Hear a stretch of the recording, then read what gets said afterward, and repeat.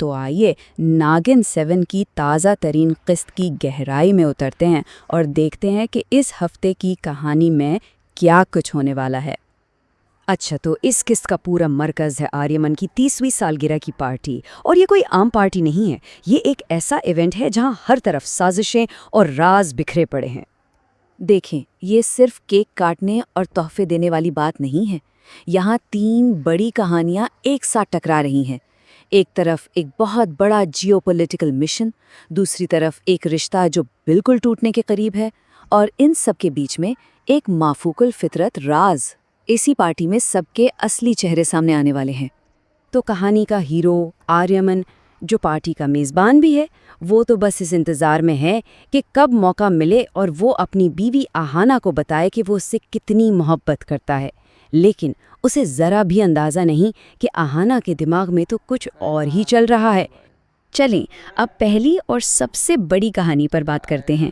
یہ ایک جاسوسی مشن ہے، کوئی چھوٹا موٹا نہیں، بلکہ ایک ایسا مشن جس کی تیاری پچھلے 24 سال سے ہو رہی تھی، اور اس سب کا تعلق ہے ایک پراسرار چیز سے، لاکر 780۔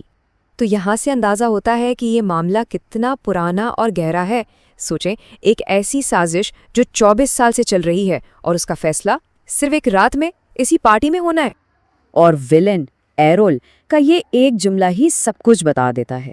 اس سے صاف ظاہر ہے کہ یہ صرف کوئی ذاتی دشمنی نہیں، بلکہ معاملہ قومی سلامتی کا ہے، اور اس لاکر میں جو کچھ بھی ہے وہ ملک کے لیے بہت زیادہ اہمیت رکھتا ہے۔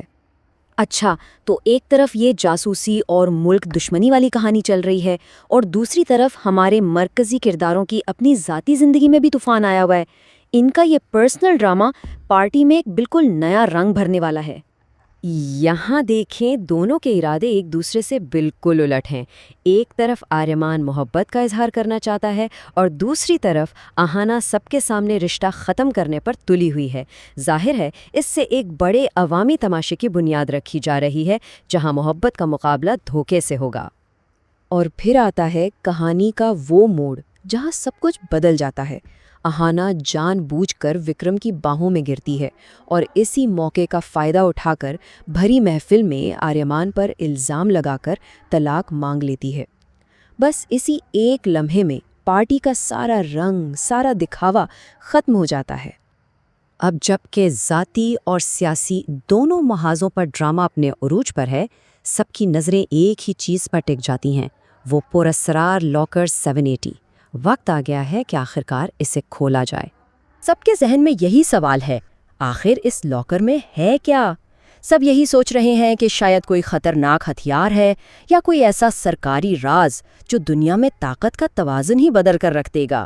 مگر جب آریامن اور اس کے والد نے وہ باکس کھولا تو اندر جو نکلا وہ کسی کی بھی توقع سے بالکل مختلف تھا، کچھ بہت ہی عجیب اور پراسرار۔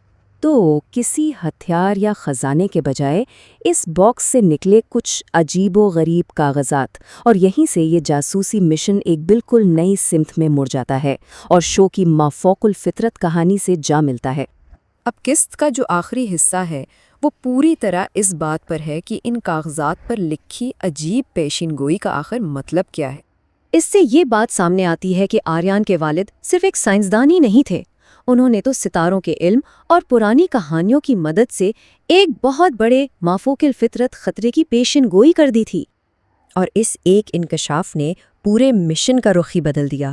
اب یہ صرف 2 ملکوں کی جاسوسی کا معاملہ نہیں رہا، بلکہ یہ ایک ایسی مافوق الفطرت تباہی کو روکنے کا مشن بن گیا ہے جس کی پیشین گوئی بہت پہلے ہو چکی تھی۔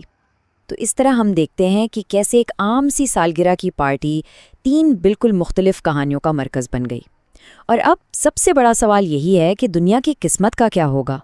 پیشین گوئی تو مل گئی ہے، لیکن کیا اس تباہی کے آنے سے پہلے کوئی اس کا مطلب سمجھ پائے گا؟ یہی وہ سوال ہے جو ہمیں اگلی قسط کا انتظار کرنے پر مجبور کر رہا ہے۔